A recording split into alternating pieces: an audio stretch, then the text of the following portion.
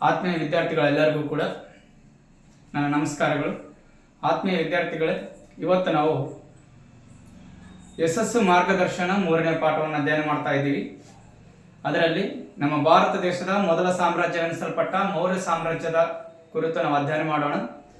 ಆತ್ಮೀಯ ವಿದ್ಯಾರ್ಥಿಗಳೇ, ಈ ನಮ್ಮ ಚಾನಲನ್ನು ಸಬ್ಸ್ಕ್ರೈಬ್ ಮಾಡ್ಕೊಳ್ರಿ, ನಿಮ್ಮ ಸ್ನೇಹಿತರಿಗೆ ಶೇರ್ ಮಾಡಿರಿ. ಅದೇ ರೀತಿಯಾಗಿ ನಿಮ್ಮ ಅಭಿಪ್ರಾಯಗಳನ್ನು ಕಮೆಂಟ್ ಬಾಕ್ಸಲ್ಲಿ ಕಮೆಂಟ್ ರೂಪದಲ್ಲಿ ತಿಳಿಸ್ರಿ ಅಂತ ಹೇಳುತ್ತಾ ಪಾಠವನ್ನು ಮಾಡೋಣ. ಸಮಯ ವ್ಯರ್ಥ ಮಾಡೋದು ಬೇಡ. ಮತ್ತೆ ಇವತ್ತು ಹೊಸದಾಗೇನಪ್ಪ ಅಂದರೆ, ಅತಿ ಸ್ವಲ್ಪ ಸಮಯದಲ್ಲಿ ಹೆಚ್ಚಿನ ಕಂಟೆಂಟನ್ನು ನಿಮಗೆ ಕೊಡಬೇಕೆಂಬ ಉದ್ದೇಶದಿಂದ ಎಲ್ಲ ಪಾಯಿಂಟ್ಸ್ಗಳನ್ನು ನಾನು ಬೋರ್ಡ್ ಮೇಲೆ ಬರ್ಕೊಂಡಿದ್ದೀನಿ. ಮತ್ತೆ ಅತಿ ಸರಳವಾಗಿ ನಿಮಗೆ ವಿವರಣೆ ಮಾಡುತ್ತಾ ಈ ಪಾಠವನ್ನು ಮುಂದುವರಿಸೋಣ. ಓಕೆ, ಬನ್ನಿ ಆತ್ಮೀಯ ವಿದ್ಯಾರ್ಥಿಗಳೇ, ಇವತ್ತು ಭಾರತದ ಮೊದಲ ಸಾಮ್ರಾಜ್ಯವೆನಿಸಿರುವಂತಹ ಮೌರ್ಯ ಸಾಮ್ರಾಜ್ಯದ ಕುರಿತು ಅಧ್ಯಯನ ಮಾಡೋಣ. ಆತ್ಮೀಯ ವಿದ್ಯಾರ್ಥಿಗಳೇ, ನಮ್ಮ ಭಾರತ ದೇಶದ ಮೊದಲ ಸಾಮ್ರಾಜ್ಯ ಮೌರ್ಯ ಸಾಮ್ರಾಜ್ಯ ಅಂತ ಕರಿತೀವಿ. ಈ ಮೌರ್ಯ ಸಾಮ್ರಾಜ್ಯ ಕ್ರಿಸ್ತ ಪೂರ್ವ 324ರಿಂದ 298ರವರೆಗೆ ಈ ಮೌರ್ಯ ಸಾಮ್ರಾಜ್ಯವನ್ನು ನಾವು ನೋಡ್ತೀವಿ. ಈ ಮೌರ್ಯ ಸಾಮ್ರಾಜ್ಯದ ಸ್ಥಾಪಕ ಯಾರು ಅಂತ ಹೇಳಿದ್ರೆ ಚಂದ್ರಗುಪ್ತ ಮೌರ್ಯ. ಈ ಮನೆತನದ ಸಾಮ್ರಾಜ್ಯದ ಸ್ಥಾಪಕ ಚಂದ್ರಗುಪ್ತ ಮೌರ್ಯ ಅಂತ ಕರಿತೀವಿ. ಚಂದ್ರಗುಪ್ತ ಮೌರ್ಯನು ಪಾಟಲಿಪುತ್ರದಲ್ಲಿ ಬರುವಂತ ಪಿಪ್ಪಿಲಿ ವನದ ಮಯೂರ ಪಂಗಡಕ್ಕೆ ಸೇರಿದ ವ್ಯಕ್ತಿ. ಈ ಮಯೂರ ಪಂಗಡಕ್ಕೆ ಸೇರಿರುವಂತಹ ವ್ಯಕ್ತಿ ಬಗ್ಗೆ ನಾವು ತದನಂತರ ಕಾಲದಲ್ಲಿ ಅಧ್ಯಯನ ಮಾಡೋಣ. ಮುಂಚಿತವಾಗಿ ಈ ಮೌರ್ಯ ಸಾಮ್ರಾಜ್ಯದ ಸ್ಥಾಪಕ ಚಂದ್ರಗುಪ್ತ ಮೌರ್ಯ, ರಾಜಧಾನಿ ಪಾಟಲಿಪುತ್ರ ಅಂತ ನೋಡ್ತೀವಿ. ಅದೇ ರೀತಿಯಾಗಿ ಚಂದ್ರಗುಪ್ತನ ಗುರು ಮತ್ತು ಆತನ ಪ್ರಧಾನಮಂತ್ರಿ ಅಂತ ಕೌಟಿಲ್ಯ ಅಂತ ನೋಡ್ತೀವಿ. ಚಂದ್ರಗುಪ್ತನ ಗುರು ಕೌಟಿಲ್ಯ ಹಾಗೂ ಪ್ರಧಾನಮಂತ್ರಿ ಕೂಡ ಕೌಟಿಲ್ಯ ಆಗಿರ್ತಾನೆ. ಚಂದ್ರಗುಪ್ತ ಮೌರ್ಯನು ಮೊದಲನೇದಾಗಿ ಹಿಂದೂ ಧರ್ಮ ಅಥವಾ ವೈದಿಕ ಧರ್ಮದ ವ್ಯಕ್ತಿಯಾಗಿದ್ದ. ಮೊದಲನೇದಾಗಿ ವೈದಿಕ ಧರ್ಮ ಅಥವಾ ಹಿಂದೂ ಧರ್ಮದ ವ್ಯಕ್ತಿಯಾಗಿದ್ದ. ತದನಂತರ ಕಾಲದಲ್ಲಿ ತನ್ನ ಬದಲಾವಣೆ ಆಗ್ತಾನೆ, ಅದು ಜೈನ ಧರ್ಮಕ್ಕೆ ಬದಲಾವಣೆ ಆಗ್ತಾನೆ. ಅದು ಮುಂದಿನ ಪಾಠದಲ್ಲಿ ನಾನು ವಿವರಣೆ ಮಾಡ್ತೀನಿ ಅದನ್ನ. ಆತ್ಮೀಯ ವಿದ್ಯಾರ್ಥಿಗಳೇ, ಈ ಮೌರ್ಯ ಸಾಮ್ರಾಜ್ಯದ ಲಾಂಛನ ಧರ್ಮಚಕ್ರ ಅಂತ ಕರಿತೀವಿ. ಮೌರ್ಯ ಸಾಮ್ರಾಜ್ಯದ ಲಾಂಛನ ಧರ್ಮಚಕ್ರ. ಈ ಧರ್ಮಚಕ್ರ ಅಂತ ಕರಿತೀವಿ. ಇನ್ನ ಮೌರ್ಯ ಸಾಮ್ರಾಜ್ಯದ ಮೂಲ ಅಂತ ಕರಿತೀವಿ. ಮೌರ್ಯ ಸಾಮ್ರಾಜ್ಯದ ಮೂಲ ಯಾವುದು ಅಂತ. ಮೌರ್ಯ ಸಾಮ್ರಾಜ್ಯದ ಮೂಲದ ಕುರಿತು ನಮಗೆ ಹಲವಾರು ವಿದ್ವಾಂಸರು, ಹಲವಾರು ಇತಿಹಾಸಕಾರರು ಹಲವಾರು ರೀತಿಯ ಅಭಿಪ್ರಾಯಗಳನ್ನು ವ್ಯಕ್ತಪಡಿಸ್ತಾರೆ.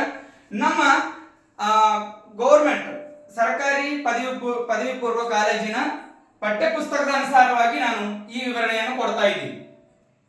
ವಿಶಾಖದತ್ತನ ಮುದ್ರ ರಾಕ್ಷಸ ಎಂಬ ಕೃತಿ ಬರುತ್ತೆ. ವಿಶಾಖದತ್ತನ ಕೃತಿ ಯಾವುದು? ಮುದ್ರ ರಾಕ್ಷಸ.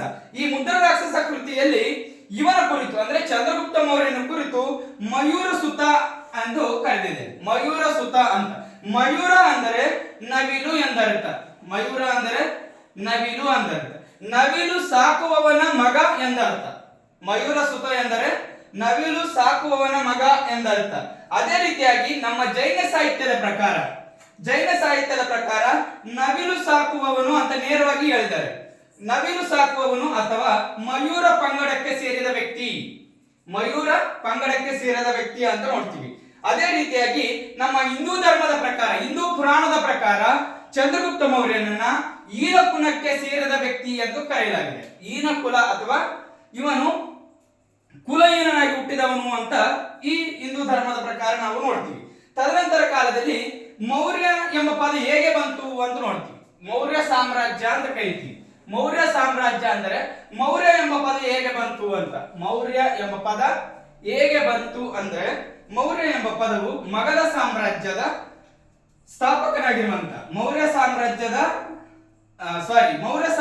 ಎಂಬ ಪದವು ಮಗಧ ಸಾಮ್ರಾಜ್ಯದ ರಾಜನಾಗಿರುವಂತ ಮಹಾಪದ್ಮನಂದ ಅಂತ ಇರ್ತಾನೆ. ಮಗಧ ಸಾಮ್ರಾಜ್ಯ ಸ್ಥಾಪಕ ಮಹಾಪದ್ಮನಂದನ ಮಗ 9 ಜನರು. ಎಷ್ಟು ಜನರು? 9 ಜನರು. ಅದರಲ್ಲಿ ಮಹಾಪದ್ಮನಂದನ ಮಗನ ಕೊನೆಯ ದೊರೆ ಯಾರು ಅಂತ ಹೇಳಿದ್ರೆ ಧನಾನಂದ ಅಂತ ನೋಡ್ತೀವಿ. ಧನಾನಂದ ಅಂತ. ಈ ಧನಾನಂದನ ಉಪಪತ್ನಿ ಅಥವಾ ಉಪಪತ್ನಿ ಅಂತ ಕರಿತೀವಿ ಅವರನ್ನು. ಪಟ್ಟದ ರಾಣಿ ಅಲ್ಲ, ಉಪಪತ್ನಿ ಎನ್ನಲಾದಂತ ಮುರ ಎಂಬಾಕಿ ಇರ್ತಾಳೆ.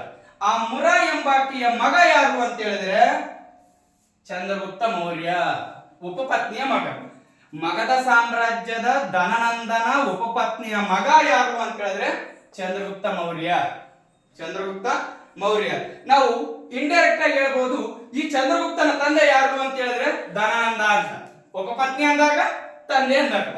ಉಪಪತ್ನಿ ಮುರಾದೇವಿ ಅಂತ ನೋಡ್ತೀವಿ, ಮುರಾದೇವಿ ಅಂತ. ಇವನ ತಂದೆ ಧನಾನಂದ ಅಂತ ನೋಡ್ತೀವಿ. ಇದು ಯಾವ ರೀತಿಯಾಗಪ್ಪ ಅಂದ್ರೆ ಇದು ಮೌರ್ಯ ಸಾಮ್ರಾಜ್ಯದ ಒಂದು ಹಿನ್ನೆಲೆ.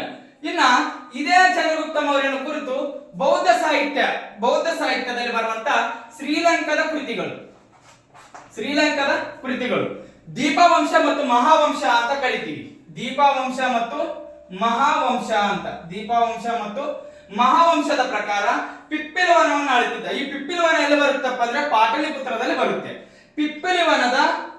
ಪಿಪ್ಪಿಲವನ ಆಳುತ್ತಿದ್ದ ಮೌರ್ಯ ಪಂಗಡಕ್ಕೆ ಸೇರಿದ. ನಾನು ಹೇಳಿದೆ ಮೌರ್ಯ ಅನ್ನೋದು ನವಿಲು ಸಾಕುವವನು ಅಥವಾ ಕ್ಷತ್ರಿಯ ಕುಲಕ್ಕೆ ಅಂತ ಕರಿತೀವಿ. ಕ್ಷತ್ರಿಯರಂದ್ರೆ ಆಳ್ವಿಕೆಗೆ ಸಂಬಂಧಪಟ್ಟವರು ಎಂದರ್ಥ. ಕ್ಷತ್ರಿಯರಂದ್ರೆ ಆಳುವವರು. ಬ್ರಾಹ್ಮಣರು ಏನ್ ಮಾಡ್ತಾರೆ, ಪಾಂಡಿತ್ಯವನ್ನ ಅಥವಾ ಪುರೋಹಿತನ ಅಥವಾ ಪೂಜೆ ಮಾಡ್ತಾರೆ. ಕ್ಷತ್ರಿಯರು ರಾಜ್ಯಭಾರ ಮಾಡ್ತಾರೆ. ವೈಶ್ಯರು ವ್ಯಾಪಾರ ಮಾಡ್ತಾರೆ. ಶೂದ್ರರು ಮೇಲಿನ ವರ್ಗಕ್ಕೆ ಎಲ್ಲಕ್ಕೂ ಕೂಡ ಕೆಲಸ ಮಾಡುವವರು ಅಂತ ನಿಮ್ಮೆಲ್ಲರಿಗೂ ಗೊತ್ತಿದೆ. ಕ್ಷತ್ರಿಯರು ಅಂತ ಹೇಳಿದ್ರೆ ಕ್ಷತ್ರಿಯ ಕುಲಕ್ಕೆ ಸೇರಿದ ವ್ಯಕ್ತಿ ಯಾರು ಅಂತ ಹೇಳ್ತೈತೆ ಬೌದ್ಧ ಧರ್ಮ ಚಂದ್ರಗುಪ್ತ ಮೌರ್ಯ ಅಂತ ಹೇಳ್ತೀವಿ.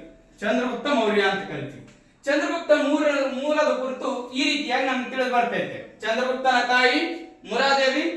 ಯಾರ ಉಪಪತ್ನಿ ಅಂದ್ರೆ ಧನಾನಂದನ ಉಪಪತ್ನಿ. ಯಾವ ಪಂಗಡ ಅಂದ್ರೆ ಕ್ಷತ್ರಿಯರ ಪಂಗಡ. ಇವನು ನವಿಲು ಸಾಕುವವನ ಒಂದು ಕುಟುಂಬಕ್ಕೆ ಸೇರಿದವನು ಅಂತ ನೋಡ್ತೀವಿ. ರೈಟ್. ಇದರ ಕುರಿತು ನಮಗೆ ವಿಶಾಖದತ್ತನ ಮುದ್ರಾರಾಕ್ಷಸ ಮಾಹಿತಿ ನೀಡ್ತೈತೆ. ಬೌದ್ಧ ಸಾಹಿತ್ಯಗಳಾದ ದೀಪವಂಶ ಮಹಾವಂಶ ಮಾಹಿತಿ ನೀಡ್ತೈತೆ. ಅಶೋಕನ ಶಾಸನಗಳು ನಮಗೆ ಮಾಹಿತಿ ನೀಡ್ತಾವ.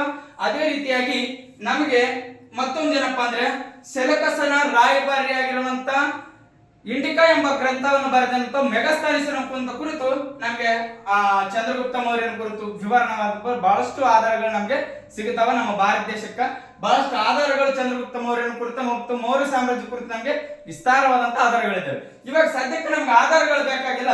ಚಂದ್ರಗುಪ್ತ ಮೌರ್ಯನ ದಂಡಯಾತ್ರೆಗಳು ಅಂತ ನೋಡ್ತೀವಿ. ನಾನು ಎಕ್ಸಾಮ್ ಪರ್ಪಸ್ ಆಗಿ ಅಥವಾ ಪರೀಕ್ಷಾ ವಿಷಯದಲ್ಲಿ ಸರಳವಾಗಿ ವಿದ್ಯಾರ್ಥಿಗಳಿಗೆ ಅತಿ ಹೆಚ್ಚು ಅಂಕವನ್ನು ಗಳಿಸುವುದು ಹೇಗೆ ಎಂಬುದು ವಿಷಯದಲ್ಲಿ ನಾನು ದಂಡಯಾತ್ರೆಗಳ ನೇರವಾಗಿ ಹೋಗ್ತಾ ಇದ್ದೀನಿ. ಇಲ್ಲಿ ಆಧಾರಗಳು ಪಾಠ ಮಾಡೋದಿಲ್ಲ. ನೋಡಿ, ಚಂದ್ರಗುಪ್ತ ಮೌರ್ಯನು ಕ್ರಿಸ್ತಪೂರ್ವ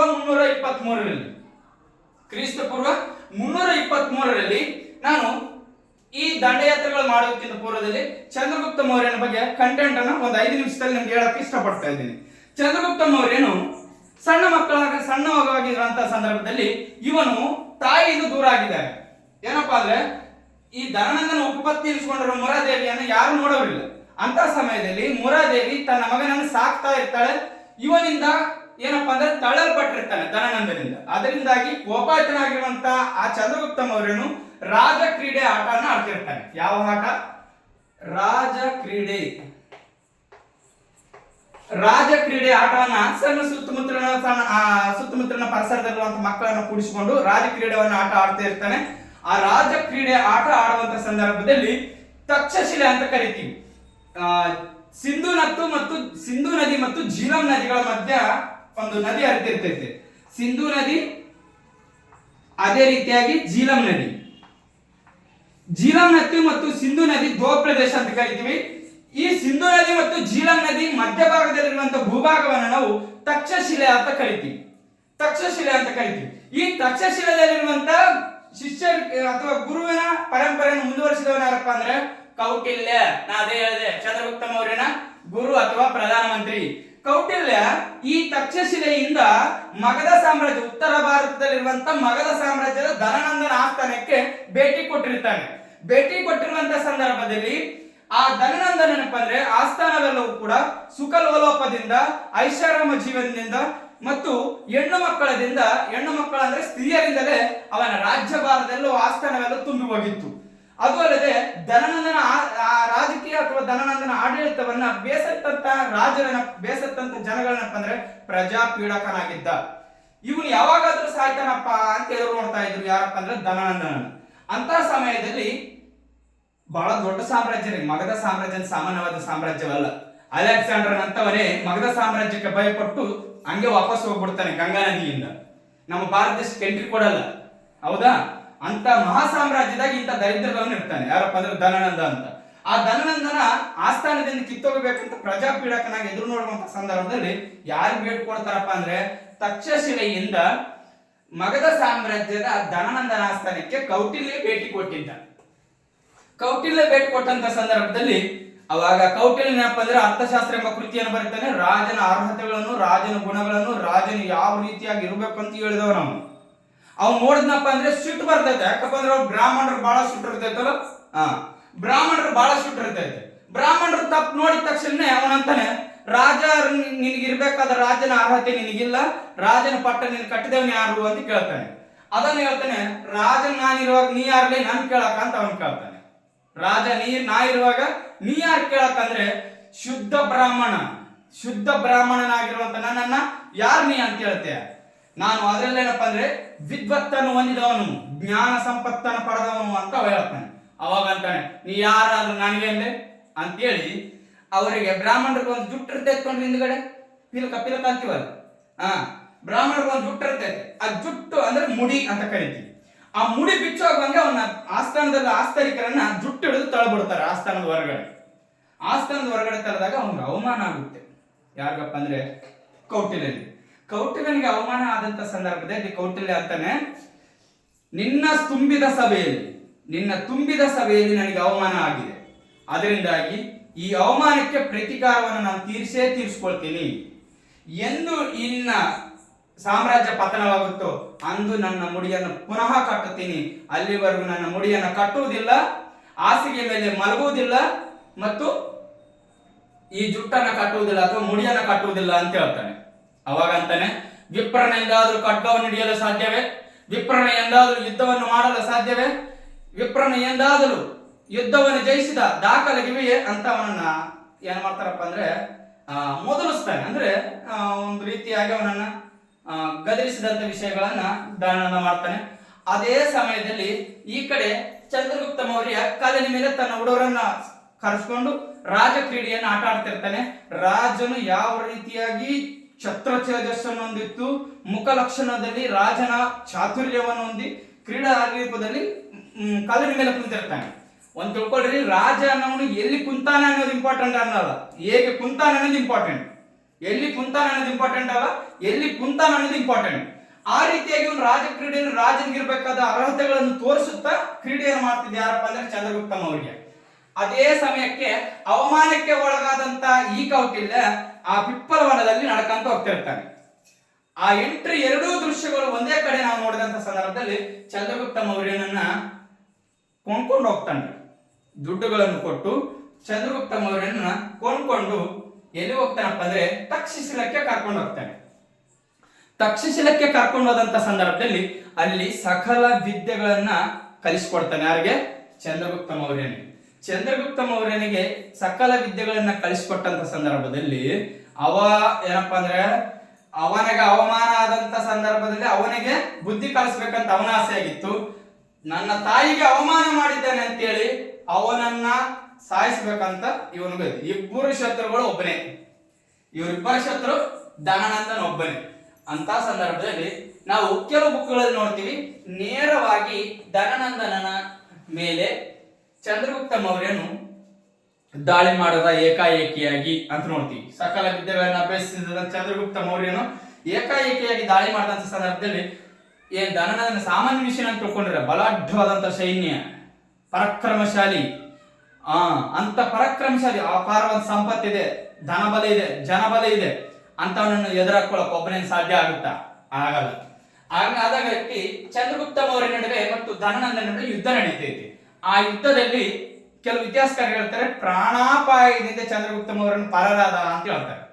ಅವಾಗ ಆ ಪರಾರಾದಂತ ಸಂದರ್ಭದಲ್ಲಿ ಇದೇ ಪಿಪ್ಪಿಲವನದಲ್ಲಿ ಒಂದ್ ತಾಯಿ ಇಬ್ಬರು ಮಕ್ಕಳಿಗೆ ಊಟವನ್ನ ಹಾಕ್ತಿರ್ತಾಳೆ, ರೊಟ್ಟಿಯನ್ನು ಬಡಿಯುತ್ತಾ.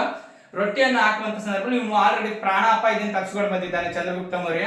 ತಪ್ಪಿಸ್ಕೊಂಡಂತ ಸಂದರ್ಭದಲ್ಲಿ ಬಾಗಿಲ ಹತ್ರ ಬಂದು ಯವ್ವ ನನಗೆ ಹಸಿವಾಗಿದೆ, ಊಟ ಹಾಕ್ತೀಯಾ ಅಂತ ಕೇಳ್ತಾನೆ. ಅವಳಂತಾಳೆ, ನಮ್ಮ ಭಾರತ ದೇಶದ ಸಂಪ್ರದಾಯ ಪ್ರಕಾರ ಕರೆದು ಊಟ ಹಾಕೋ ಪದ್ಧತಿ ನಮ್ಮದು, ನೀನು ಬಾಯಿ ತೆರೆದು ಊಟ ಅಂತ ಕೇಳಿದೀಯಾ, ನನ್ನ ಮಕ್ಕಳ ಜೊತೆಯಲ್ಲಿ ಬಂದು ಕೂತ್ಕೋ ಅಂತ ಹೇಳ್ತಾರೆ. ಅವಾಗ ಹೆಣ್ಮಕ್ಳು ಹೇಳಿದಂತೆ ಇವನು ಚಂದ್ರಗುಪ್ತ ಮೌರ್ಯ 3 ಮಕ್ಕಳೊಂದಿಗೆ ಊಟಕ್ಕೆ ಕೂಳ್ತಾನೆ. 3 ಜನಕ್ಕೂ ಒಂದೊಂದು ರೊಟ್ಟಿ ಕೊಡ್ತಾಳೆ ತಾಯಿ. ದಂಡಯಾತ್ರೆಗಳನ್ನ ಮಾಡಿದ್ರೆ ಮಾಡ್ತೀವಿ.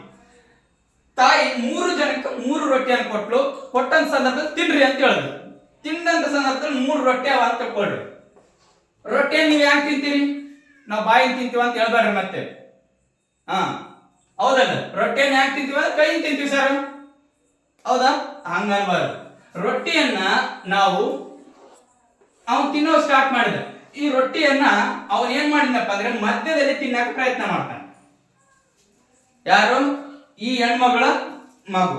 ಯಾರು? ಅದು ಪಿಪಿಲಿವನದಲ್ಲಿ ಹೆಣ್ಮಗಳಿದ್ದ ಆ ಒಂದು ಮಗು, 2ನೇ ಮಗು, 3ನೇವನು ಚಂದ್ರಗುಪ್ತ ಮೌರ್ಯ. ಈ ಮಧ್ಯದಲ್ಲಿ ಇರೋವನು ಅರ್ಧದಲ್ಲಿ ಅಂದ್ರೆ ಮಧ್ಯದಲ್ಲಿ ಕಚ್ಚಿ ತಿನ್ನಕ ಹೋಗ್ತಾನೆ. ಅವಾಗ ಆ ಹೆಣ್ಮಗಳು ಅಂತಾಳೆ, ಏನಂತ ಗೊತ್ತಾ? ಏ ರಾಜ, ನೀ ಏನು ಚಂದ್ರಗುಪ್ತ ಮೌರ್ಯ ಮಾಡಿದಂತೆ ನೀ ಮಾಡಾಕತ್ತೀಯಲ್ಲ, ನಿನ್ಗೇನಾದ್ರು ಬುದ್ಧಿಗಿದ್ದ ಐತ್ಯಾ ಅಂತ ಹೇಳ್ತಾಳೆ. ಬಂದು ಕೂತಿರೋನು ಚಂದ್ರಗುಪ್ತ ಮೌರ್ಯನೇ. ಇವಳಿಗೆ ಗೊತ್ತಿಲ್ಲ ಅಂತಲ್ಲ, ಅವಳಿಗೂ ಗೊತ್ತು, ಅವನಿಗೆ ನಾನ್ ಸೋತಿರೋ ವಿಷಯ ಇವಳಿಗೆ ಗೊತ್ತಿಲ್ಲ ಅಂತ ಅವನಿಗೆ ಗೊತ್ತೈತೆ. ಆದ್ರೆ ಆ ಹೆಣ್ಮಗಳು ಅಂತಾಳೆ, ಚಂದ್ರಗುಪ್ತ ಮೌರ್ಯ ಮಾಡಿರುವಂತ ತಪ್ಪು ನೀ ಮಾಡ್ತಾ ಇದ್ದೀಯಾ ಅಂತ ಹೇಳ್ತಾಳೆ. ಆವಾಗ ಮಗು ಕೇಳ್ತೈತೆ, ಯವ್ವ ನಾ ಏನ್ ತಪ್ಪು ಮಾಡೀನಿ? ಇವಾಗ ನನ್ ಬಯಕತ್ತಿ, ನಾನ್ ತಿನ್ನಕತ್ತೀನಿ, ಅವನೇನ್ ಮಾಡ್ಯಾನ ಚಂದ್ರಗುಪ್ತ ಮೌರ್ಯ ಅಂತ ಇವಾಗ ಕೇಳ್ತಾನೆ. ಅವಾಗ ಅವಳು ವಿವರಣೆ ಮಾಡ್ತಾಳೆ, ಒಬ್ಬ ರಾಜನ ಮೇಲೆ ಮತ್ತೊಬ್ಬ ರಾಜ ದಂಡಯಾತ್ರೆ ಮಾಡಬೇಕಾದ್ರೆ ಅವನನ್ನು ಸೋಲಿಸಬೇಕಂತ್ಕೊಂಡ್ರೆ ಗಡಿ ಪ್ರದೇಶಗಳನ್ನು ಮೊಟ್ಟ ಮೊದಲನೇದಾಗಿ ಸೋಲಿಸಬೇಕು. ಅದನ್ನು ಬಿಟ್ಟು ನೇರವಾಗಿ ಪಾಟಲಿಪುತ್ರ ಮೇಲೆ ದಾಳಿ ಮಾಡೇನಲ್ಲ, ಅದಕ್ಕಾಗಿ ಸೋತಾನವ. ಹಂಗ ಮಾಡಬಾರ್ದಾಗಿತ್ತವ. ಮೊದಲು ಸುತ್ತಮುತ್ತಲ ರಾಜ್ಯಗಳು ಸೋಲಿಸಬೇಕಾಗಿತ್ತು, ಆಮೇಲೆ ಧನನಂದನ ಮೇಲೆ ದಾಳಿ ಮಾಡಬೇಕಾಗಿತ್ತು. ಆದ್ರೆ ಅವನೇನ್ ಮಾಡ್ಯಾನ? ಮೊದಲನೇದಾಗಿ ಧನನಂದನ ಮೇಲೆ ದಾಳಿ ಮಾಡ್ಯಾನ. ಅವನ್ ಮಾಡಿದ ದೊಡ್ಡ ತಪ್ಪದು ಅಂತ ಮಗನಿಗೆ ವಿವರಣೆ ಮಾಡಿದಾಗ, ಊಟವನ್ನು ಬಾಯಾಗಿಟ್ಕೊಳ್ತದೆ ಚಂದ್ರಗುಪ್ತ ಮೌರ್ಯ. ಆ ಬಾಯಾಗಿರುವಂತ ತುತ್ತನ್ನ ಅದೇ ಗಂಗಾಳದಲ್ಲಿ ಬಿಟ್ಟು ಎದ್ದು ಹೋಗ್ತಾನೆ. ಮತ್ತೆ ಪುನಃ ಎಲ್ಲ ಹೋಗ್ತಾನಪ್ಪ ಅಂದ್ರೆ ತಕ್ಷಶಿಲಕ್ಕೆ ಹೋಗ್ತಾನೆ. ಇದು ಕಂಟೆಂಟ್. ಇವಾಗ ನಾನು ಚಂದ್ರಗುಪ್ತ ಮೌರ್ಯನ ದಂಡಯಾತ್ರೆಗಳನ್ನು ಮಾಡ್ತಾ ಇದ್ದೀನಿ, ರೈಟಾ? ಇಲ್ಲಿವರೆಗೆ ನಾ ಹೇಳಿದ್ದು ಅವನ ಜೀವನ ಚರಿತ್ರೆ. ಇವಾಗ ನೆಕ್ಸ್ಟ್ ನಾವು ಹೋಗ್ತಾ ಇದ್ದೀನಿ ಚಂದ್ರಗುಪ್ತ ಮೌರ್ಯನ ದಂಡಯಾತ್ರೆಗಳು ಅಂತ. ಅದನ್ನೇ ಈ ಚಂದ್ರಗುಪ್ತ ಮೌರ್ಯನು ತಕ್ಷಶಿಲಕ್ಕೆ ಹೋದ್ಮೇಲೆ ಅಪಾರವಾದಂತ ಅವನ ಮಾರ್ಗದರ್ಶನದಲ್ಲಿ, ಕೌಟಿಲ್ಯನ ಮಾರ್ಗದರ್ಶನದಲ್ಲಿ ಅಪಾರವಾದಂತ ಸೈನ್ಯವನ್ನ, ಬಲಿಷ್ಠವಾದ ಸೈನ್ಯವನ್ನು ಕಟ್ಟಿಕೊಂಡು 323ರಲ್ಲಿ ಕ್ರಿಸ್ತಪೂರ್ವ 323ರಲ್ಲಿ ಗ್ರೀಕರ ವಶದಲ್ಲಿದ್ದಂತ ಗಾಂಧಾರ ಪ್ರದೇಶವನ್ನು ವಶಪಡಿಸಿಕೊಳ್ತಾನೆ. ಯಾವ ಪ್ರದೇಶ? ಗಾಂಧಾರ ಪ್ರದೇಶವನ್ನು ವಶಪಡಿಸಿಕೊಂಡ. ತದನಂತರ ಕ್ರಿಸ್ತಪೂರ್ವ 321ರಲ್ಲಿ ಪಂಜಾಬಿನ ಮೇಲೆ ದಾಳಿ ಮಾಡಿ ಪಂಜಾಬನ್ನು ವಶಪಡಿಸಿಕೊಂಡು ಅಲ್ಲಿರುವಂತಹ ಸೈನ್ಯವನ್ನ, ಸಂಪತ್ತನ್ನು ಬಳಕೆ ಮಾಡಿಕೊಂಡು ತದನಂತರ ಧನನಂದನ ಮೇಲೆ ದಾಳಿ ಮಾಡ್ತಾನೆ. ಮಗಧ ಸಾಮ್ರಾಜ್ಯದ ಮೇಲೆ ಎರಡನೇ ಬಾರಿಗೆ ದಾಳಿ ಮಾಡ್ತಾನೆ ಮಗಧ ಸಾಮ್ರಾಜ್ಯದೊಂದಿಗೆ. ಅವಾಗ ಧನನಂದನನ್ನು ಸೋಲಿಸಿ ಮೌರ್ಯ ಸಾಮ್ರಾಜ್ಯಕ್ಕೆ ಭದ್ರವಾದಂತ ಬುನಾದಿ ಆಗ್ತಾನೆ. ಯಾರು ಸೋತ್ರು ಇವಾಗ? ಧನನಂದನ ಸೋತ. ಅದಕ್ಕಾಗಿ ಒಬ್ಬ ರಾಜನು ಮತ್ತೊಬ್ಬ ರಾಜನನ್ನ ಸೋಲಿಸಬೇಕು ಅಥವಾ ದಂಡಯಾತ್ರೆ ಮಾಡಬೇಕಾದ್ರೆ ಅವನ ಸೈನ್ಯ ಎಷ್ಟಿದೆ, ಅವನ ಸೈನಿಕ ಬಲ ಎಷ್ಟು, ನಾನು ಸೋಲಿಸಬಲ್ಲೆ ಇಲ್ಲಾಂದ್ರೆ ನಾನೇ ಸೋಲ್ತೀನ ಎನ್ನುವುದನ್ನು ಯೋಚಿಸಿ ದಾಳಿ ಮಾಡಬೇಕಂತ ಕೌಟಿಲ್ಯನಿಂದ ನಮ್ಗೆ ತಿಳಿದು ಬರ್ತೈತೆ. ರೈಟ್. ಧನನಂದನ ಸೋತ ಮೇಲೆ 315ರಲ್ಲಿ ಗುಜರಾತಿನ ಮೇಲೆ ದಾಳಿ ಮಾಡ್ತಾರೆ. ಯಾರು? ಚಂದ್ರಗುಪ್ತ ಮೌರ್ಯ. ಗುಜರಾತಿನ ಮೇಲೆ ದಾಳಿ ಮಾಡಿ ಗುಜರಾತನ್ನ ವಶಪಡಿಸಿಕೊಂಡು ಅವನ ಪ್ರಧಾನ ಮಂತ್ರಿಯಾದಂತ ಪುಷ್ಯಗುಪ್ತ ಅಂತ ಬರ್ತಾನೆ. ಮಂತ್ರಿ ಪುಷ್ಯಗುಪ್ತ ಅಂತ ಬರ್ತಾನೆ ಗುಜರಾತ್. ಗುಪ್ತನನ್ನ ಅಲ್ಲಿನ ರಾಜ್ಯಭಾರಕ್ಕೆ ನೇಮಕ ಮಾಡ್ತಾನೆ ಚಂದ್ರಗುಪ್ತ ಮೌರ್ಯ. ಈ ಪುಷ್ಯಗುಪ್ತನು 315ರಲ್ಲಿ ಗುಜರಾತಿನಲ್ಲಿ ಸುದರ್ಶನ ಕೆರೆಯನ್ನು ಕಟ್ಟಿಸ್ತಾನೆ. ಯಾವ ಕೆರೆಯನ್ನು ಕಟ್ಟಿಸ್ತಾನೆ? ಸುದರ್ಶನ ಕೆರೆಯನ್ನ ಕಟ್ಟಿಸಿದವನು ಯಾರು ಅಂತ ಕೇಳ್ತಾರೆ? ಪುಷ್ಯಗುಪ್ತ. 315ರಲ್ಲಿ ಗುಜರಾತಿನಲ್ಲಿ ಸುದರ್ಶನ ಕೆರೆಯನ್ನ ಕಟ್ಟಿಸಿದ. ಈ ಸುದರ್ಶನ ಕೆರೆಯನ್ನ ಕಟ್ಟಿಸಿದ ವಿಷಯ ನಮಗೆ ಜುನಾಗಢ ಶಾಸನದಿಂದ ತಿಳಿದು ಬರ್ತೈತ್ರಿ. ಜುನಾಗಢ ಶಾಸನದಿಂದ ತಿಳಿದು ಬರ್ತೈತೆ. ಜುನಾಗಢ ಶಾಸನದಿಂದ ಈ ಚಂದ್ರಗುಪ್ತ ಮೌರ್ಯನು 315ರಲ್ಲಿ ಗುಜರಾತ್ ಮೇಲೆ ದಾಳಿ ಮಾಡಿ ತನ್ನ ಆಸ್ಥಾನದ ಮಂತ್ರಿಯಾಗಿರುವಂತ ಪುಷ್ಯಗುಪ್ತನನ್ನು ನೇಮಕ ಮಾಡಿದ. ಅವನಿಂದ ಗುಜರಾತಿನಲ್ಲಿ ಸುದರ್ಶನ ಕೆರೆಯನ್ನ ಕಟ್ಟಿಸಿದ ಅಂತ ನಾವು ನೋಡ್ತೀವಿ. ಈ ಪುಷ್ಯಗುಪ್ತನು ದಾಳಿ ಮಾಡಿದ ನಂತರ ಅಥವಾ ಆ ಕೆರೆಯನ್ನು ಕಟ್ಟಿಸಿದ ನಂತರ 305ರಲ್ಲಿ ಸೆಲ್ಯೂಕಸನೊಡನೆ, ಈ ಸೆಲ್ಯೂಕಸ್ ಯಾರು ಅಂತ ಹೇಳಿದ್ರೆ ನಾವು ಮೂರರಲ್ಲಿ ಪ್ರಪಂಚದಲ್ಲೇ ಮೂರೇ ಜನರನ್ನು ನಾವು ಮಹಾಶಯರ ಅಂತ ಕರಿತೀವಿ. ಒಂದು ಅಲೆಕ್ಸಾಂಡರ್ ಮಹಾಶಯ, ಎರಡು ಅಕ್ಬರ್ ಮಹಾಶಯ, ಮೂರು ಅಶೋಕ್ ಮಹಾಶಯ ಅಂತ ಕರಿತೀವಿ. ಇವರನ್ನು ಬಿಟ್ಟು ಬೇರೆ ಯಾರನ್ನು ಕೂಡ ನಾವು ಮಹಾಶಯ ಅಂತ ಕರೆಯಂಗಿಲ್ಲ. ಯಾಕಂತ ಹೇಳಿದ್ರೆ ಅಷ್ಟು ಪರಾಕ್ರಮಶಾಲಿ ವ್ಯಕ್ತಿ. ಜಗತ್ತನ್ನೇ 25ನೇ ವರ್ಷಕ್ಕೆ 25ನೇ ವಯಸ್ಸಿಗೆ ಜಗತ್ತಿನಲ್ಲಿ ಅರ್ಧ ರಾಜ್ಯವನ್ನು ಗೆದ್ದಂತ ವ್ಯಕ್ತಿ ಅಲೆಕ್ಸಾಂಡರ್. ಆ ಅಲೆಕ್ಸಾಂಡರ್ ಸತ್ತ ನಂತರ ಅವನ ಉತ್ತರಾಧಿಕಾರಿಯಾಗಿ ಬಂದವನ ಯಾರಪ್ಪ ಅಂದ್ರೆ ಸೆಲೆಕಸ್. ಈ ಸೆಲೆಕಸ್ನು ನೋಡನೆ ಯುದ್ಧ ಆಗುತ್ತೆ. ಈ ಸೆಲೆಕಸ್ ನೋಡನೆ ಯುದ್ಧ ಆಗ್ತೈತೆ. ಯುದ್ಧ ಎಷ್ಟು ರಭಸವಾಗಿ ಆಗ್ತೈತೆ ಅಂತಂದ್ರೆ ಚಂದ್ರಗುಪ್ತ ಮೌರ್ಯನು ಸೆಲೆಕಸ್ನನ್ನು ಸೋಲಿಸುವುದಕ್ಕಾಗಿ 6 ಲಕ್ಷ ಕಾಳದಳ, 30,000 ಅಶ್ವದಳ, 9,000 ಗಜದಳದೊಂದಿಗೆ ಹೋಗಿದ್ದ ದಾಳಿಗೆ ಅಂತೇಳಿ ಯಾರು ಹೇಳ್ತಾರಪ್ಪ ಅಂದ್ರೆ ರೋಮ್ ಇತಿಹಾಸಕಾರನಾಗಿರುವಂತಹ ಪ್ಲೀನಿ ಕೃತಿ ಯಾವ್ದಪ್ಪ ಅಂದ್ರೆ ನ್ಯಾಚುರಲ್ ಆಫ್ ಹಿಸ್ಟ್ರಿ ಅಂತ ಕರಿತೀವಿ. ನ್ಯಾಚುರಲ್ ಆಫ್ ಹಿಸ್ಟ್ರಿ ಎಂಬ ಕೃತಿಯಲ್ಲಿ ತಿಳಿಸಲಾಗಿದೆ. ಈ ಸೆಲೆಕಸ್ನ ಮೇಲೆ ದಾಳಿ ಮಾಡಿದ್ದು ಯಾವಾಗ ಸರ್ ಅಂತ ಹೇಳಿದ್ರೆ 305ರಲ್ಲಿ. ಎಷ್ಟರಲ್ಲಿ? 305ರಲ್ಲಿ ದಾಳಿ ಮಾಡ್ತಾನೆ. 305ರಲ್ಲಿ ದಾಳಿ ಮಾಡಿದ ಇವ ಚಂದ್ರಗುಪ್ತ ಮೌರ್ಯನ ನಡುವೆ ಮತ್ತು ಸೆಲೆಕಸ್ ನಡುವೆ ಅಪಾರವಾದಂತ ಯುದ್ಧ ಆಗ್ತೈತೆ. ಯುದ್ಧದಲ್ಲಿ ಏನಪ್ಪಾ ಅಂದ್ರೆ ಸೋತು ಶರಣಾದಂತ ಸೆಲೆಕಸ್ ಏನ್ ಮಾಡ್ತಾನಪ್ಪ ಅಂದ್ರೆ ಕಾಬೂಲ್, ಬಲೂಚಿಸ್ತಾನ್, ಕಂದಹಾರ ಮತ್ತು ಕಾಬೂಲ್, ಬಲೂಚಿಸ್ತಾನ್, ಕಂದಹಾರ ಮತ್ತು ಅಫ್ಘಾನಿಸ್ತಾನ ಅಂತ ಕರಿತೀವಿ. ಈ ಪ್ರದೇಶಗಳನ್ನ ಬಳವಳೆಯಾಗಿ ಬಿಟ್ಟುಕೊಡ್ತಾನೆ ಯಾರಿಗಪ್ಪ ಅಂದ್ರೆ ಚಂದ್ರಗುಪ್ತ ಮೌರ್ಯನಿಗೆ. ಚಂದ್ರಗುಪ್ತ ಮೌರ್ಯನಿಗೆ ಕಾಬೂಲು, ಬಲೂಚಿಸ್ತಾನ್, ಕಂದಹಾರ, ಅಫ್ಘಾನಿಸ್ತಾನ್ ಬಿಟ್ಟುಕೊಟ್ಟಿದ್ದು ಅಲ್ಲದೆ ತನ್ನ ಸ್ವತಃ ಮಗಳಾಗಿರುವಂತ ಎಲಾನ್ ಅಂತ ಕರಿತೀವಿ. ಎಲಾನ್, ಅವಳ ಹೆಸರೇನು? ಎಲಾನ್. ಎಲಾನ್ ಯಾರಪ್ಪ ಅಂದ್ರೆ ಸೆಲೆಕಸನ ಮಗಳು. ಸೆಲೆಕಸನ ಮಗಳನ್ನು ಕೊಟ್ಟು ಚಂದ್ರಗುಪ್ತ ಮೌರ್ಯನಿಗೆ ವಿವಾಹ ಮಾಡಲಾಯಿತು. ವಿವಾಹ ಮಾಡಿದ್ದಕ್ಕಾಗಿ ಈ ಚಂದ್ರಗುಪ್ತ ಮೌರ್ಯನು ತನ್ನ ಮಾವನಿಗೆ ಯುದ್ಧ ನುರಿತ 500 ಆನೆಗಳನ್ನು ಬಿಟ್ಟುಕೊಡ್ತಾನೆ. 500 ಆನೆಗಳನ್ನ ಕೊಟ್ಟ. ಯಾರಿಗೆ? ಸೆಲೆಕಸನಿಗೆ. ಯಾರು? ಚಂದ್ರಗುಪ್ತ ಮೌರ್ಯ. ಇವನ್ ಯಾವ ದೇಶ? ಗ್ರೀಕ್ ದೇಶ. ಗ್ರೀಕ್ ದೇಶಕ್ಕೆ ಅಪಾರವಂತ 500 ಆನೆಗಳನ್ನ ಬಳಬಳೆಯಾಗಿ ಕೊಟ್ಟ, ಅಂದ್ರೆ ಸಂತೋಷಕ್ಕಾಗಿ ಕೊಟ್ಟ. ಯಾರಿಗೆ? ಮಾವನಿಗೆ. ಮಾವ ಅಷ್ಟಕ್ಕೆ ನಿಲ್ಲಲಿಲ್ಲ. ಈ ಸೆಲೆಕಸನು 500 ಆನೆಗಳನ್ನು ಪಡೆದಂತ ಚಂದ್ರಗುಪ್ತ ಮೌರ್ಯನ ಆಸ್ಥಾನಕ್ಕೆ ಗ್ರೀಕ್ ದೇಶದಿಂದ ಒಬ್ಬ ರಾಯಭಾರಿಯನ್ನು ಕಳಿಸ್ಕೊಡ್ತಾನೆ. ಅವನೇ ಮೆಗಸ್ತಾನಿಸ್ ಅಂತ ಕರೀತೀವಿ. ಮೆಗಸ್ತಾನಿಸ್. ಈ ಮೆಗಸ್ತಾನಿಸ್ ಏನಪ್ಪಾ ಅಂದ್ರೆ ಇಂಡಿಕಾ ಎಂಬ ಕೃತಿಯನ್ನು ಬರೀತಾನೆ. ಯಾವ ಕೃತಿ? ಇಂಡಿಕಾ ಎಂಬ ಕೃತಿ.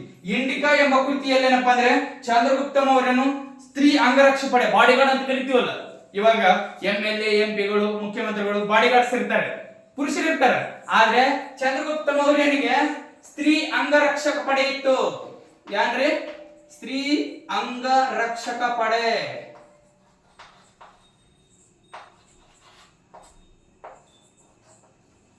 ಅಂಗರಕ್ಷಕ ಪಡೆ ಅಂದ್ರೆ ಸ್ತ್ರೀ ಬಾಡಿಗಾರ್ಡ್ ಇದ್ರು. ಇವನು ಈ ಇಂಡಿಕಾ ಕೃತಿಯಲ್ಲಿ ನಮ್ಗೆ ತಿಳಿದು ಬರೋದು ಮತ್ತೊಂದು ಮಾಹಿತಿ ಏನ್ ಗೊತ್ತಾ? ಚಂದ್ರಗುಪ್ತ ಮೌರ್ಯನ ಅರಮನೆ ಬಂಗಾರದ ಮಲುಮಿನಿಂದ ಕಟ್ಟಲಾಗಿತ್ತಂತ. ಯಾವ ಅರಮನೆ? ಚಂದ್ರಗುಪ್ತ ಮೌರ್ಯನ ಅರಮನೆಯನ್ನ ಬಂಗಾರದ ಮಲಮಿನಿಂದ ಕಟ್ಟಲಾಗಿತ್ತು, ಬಂಗಾರದಿಂದ ಸಿಂಗರಿಸಲಾಗಿತ್ತು ಅಂತ ನೋಡ್ತೀವಿ. ಅಷ್ಟು ವಿವರಣೆ ಏನ್ ನೀಡ್ತಾನೆ. ಮತ್ತೆ ಚಂದ್ರಗುಪ್ತ ಮೌರ್ಯನ ಸಮಾಜದಲ್ಲಿ 7 ಪಂಗಡಗಳಿದ್ವು ಅಂತ ಹೇಳ್ತಾರೆ. ಗುಲಾಮಗಿರಿ ಪದ್ಧತಿ ಇರಲಿಲ್ಲ ಅಂತ ಹೇಳ್ತೈತೆ, ಬಾಲ್ಯ ವಿವಾಹ ಇರಲಿಲ್ಲ ಅಂತ ಹೇಳ್ತೈತೆ. ಬಹಳಷ್ಟು ಕೃತಿ ನಮ್ಗೆ ತಿಳಿದು ಬರ್ತೈತೆ. ಹೌದಾ? ಇಂಥ ನಾವು ವಿಷಯಗಳನ್ನ ನಾವು ನೋಡ್ತೀವಿ. ಯಾವುದೇ ಕೃತಿಯಿಂದ? ಇಂಡಿಕಾ ಎಂಬ ಕೃತಿಯಿಂದ. ಅದಕ್ಕಾಗಿ ಸೆಲೆಕಸನು ತನ್ನ ರಾಯಭಾರಿಯಾಗಿ ಯಾರನ್ನು ಕಳಿಸ್ಕೊಡ್ತಾನೆ? ಮೆಗಸ್ತಾನಿಸನ್ನು ಕಳಿಸ್ಕೊಡ್ತಾನೆ. ಎಲ್ಲಿ ಕಳಿಸ್ಕೊಡ್ತಾನೆ?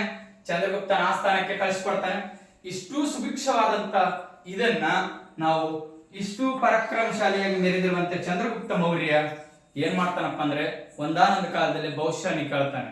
ಏನು ಅಂತ ಹೇಳಿದ್ರೆ ತನ್ನ ರಾಜ್ಯದಲ್ಲಿ 12 ವರ್ಷಗಳ ಕಾಲ ಬರಗಾಲ ಬರುತ್ತೆ ಅಂತ. ಏನು? ಬರಗಾಲ ಬರುತ್ತೆ, ಕ್ಷಾಮ ಬರುತ್ತೆ ಅಂತ ಕೇಳ್ತಾನೆ. ಹೇಳಿದವರು ಯಾರಪ್ಪ ಅಂದ್ರೆ ಭದ್ರಬಾಹು. ಯಾರು? ಭದ್ರಬಾಹು. ಈ ಭದ್ರಬಾಹು ಜೈನ ಕವಿ ಅಥವಾ ಜೈನ ಮುನಿ, ಜೈನ ಧರ್ಮದ ಮುನಿ. ಏನ್ ಮಾಡ್ಬೇಕು ನಾನು ಅಂತ ಹೇಳಿದ್ರೆ ರಾಜ್ಯ ಪರಿತ್ಯಾಗ ಮಾಡಬೇಕು ಅಂತ ಹೇಳ್ತಾನೆ. ಅದಕ್ಕಾಗಿ ತನ್ನ ಮಗನಿಗೆ ಬಿಂಬಸಾರನಿಗೆ, ಯಾರಿಗೆ? ಬಿಂಬಸಾರ ಬೇರೆ ಬಿಂದುಸಾರ ಬೇರೆ. ಬಿಂಬಸಾರ ಬೇರೆ ಬಿಂದುಸಾರ ಬೇರೆ. ಬಿಂಬಸಾರನಿಗೆ ಏನ್ ಮಾಡ್ತಾನಪ್ಪ ಹೇಳಿದ್ರೆ, ಬಿಂದುಸಾರನಿಗೆ ತನ್ನ ರಾಜ್ಯವನ್ನ ವಹಿಸಿಕೊಡ್ತಾನೆ. ಯಾರಿಗೆ?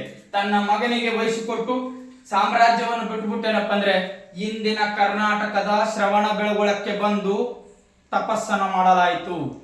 ಏನ್ ಮಾಡಿದ್ರು? ತಪಸ್ಸನ್ನು ಮಾಡಿದ. ಏನ್ ಮಾಡಿದ ಸರ್? ಜೈನ ಧರ್ಮವನ್ನು ಸ್ವೀಕರಿಸಿದ. ಅನ್ನ ನೀರನ್ನು ಬಿಟ್ಟುಬಿಟ್ಟ. ಸಲ್ಲೇಖನ ವ್ರತದಿಂದ ಏನಪ್ಪ ಅಂದ್ರೆ ಮರಣ ಹೊಂದಿದ. ಸಲ್ಲೇಖನ ವ್ರತ ಎಂದ್ರೆ ಏನು ಸರ್? ಸಲ್ಲೇಖನ ವ್ರತ ಎಂದ್ರೆ ಕೇಳ್ರಿ. ಸಲ್ಲೇಖನ ವ್ರತ ಅಂದ್ರೆ ಇಂದಿಗೆ ನನಗೆ ಈ ಲೋಕದ ಆಸೆ ಮುಗೀತು. ಇಂದಿಗೆ ನನಗೆ ಈ ಲೋಕದ ಆಸೆ ಮುಗೀತು. ನನಗಲ್ಲ, ಅವನಿಗ, ಮತ್ ನನಗಂತ ತಿಳ್ಕೊಂಡ್ರಿ. ಇಂದಿಗೆ ನನಗೆ ಇಲ್ಲಿಗೆ ಈ ಲೋಕದ ಆಸೆ ಮುಗೀತು. ಅನ್ನ ನೀರು ಎಲ್ಲವನ್ನ ಬಿಟ್ಟು ತನ್ನನ್ನು ತಾನು ಸಾಯುವ ಸ್ಥಿತಿಗೆ ತೆಗೆದುಕೊಂಡು ಹೋಗುವುದನ್ನು ನಾವೇನಂತ ಕರಿತೀವಿ? ಸಲ್ಲೇಖನ ವ್ರತ ಅಂತ ಕರಿತೀವಿ. ಹೌದಾ? ಆ ಸಲ್ಲೇಖನ ವ್ರತದೊಂದಿಗೆ ಸಲ್ಲೇಖನ ವ್ರತವನ್ನ ಆಚರಿಸಿ ನಿರ್ವಾಣ ಹೊಂದಿದ ಅಥವಾ ಮರಣ ಹೊಂದಿದ ಅಂತ ಕರಿತೀವಿ ಇಂದಿನ ಶ್ರವಣ ಬೆಳಗೊಳದಲ್ಲಿ. ಶ್ರವಣ ಬೆಳಗೊಳದಲ್ಲಿ ಎರಡು, ಒಂದು ಸಣ್ಣ ಬೆಟ್ಟ, ಒಂದು ದೊಡ್ಡ ಬೆಟ್ಟ ಇದೆ. ಸಣ್ಣ ಬೆಟ್ಟ ಮತ್ತು ದೊಡ್ಡ ಬೆಟ್ಟ, ಎರಡು ಬೆಟ್ಟಗಳಿವೆ. ಚಂದ್ರಗಿರಿ ಬೆಟ್ಟ ಅಂತ ಕರಿತೀವಿ. ಒಂದು ಚಂದ್ರಗಿರಿ ಬೆಟ್ಟ ಅಂತ, ಚಂದ್ರಗಿರಿ ಬೆಟ್ಟ. ಇನ್ನೊಂದು ಚಂದ್ರಗಿರಿ ದೇವಾಲಯ ಅಂತ ಕರಿತೀವಿ, ಚಂದ್ರ ಬಸದಿ ಅಂತ ಕರಿತೀವಿ.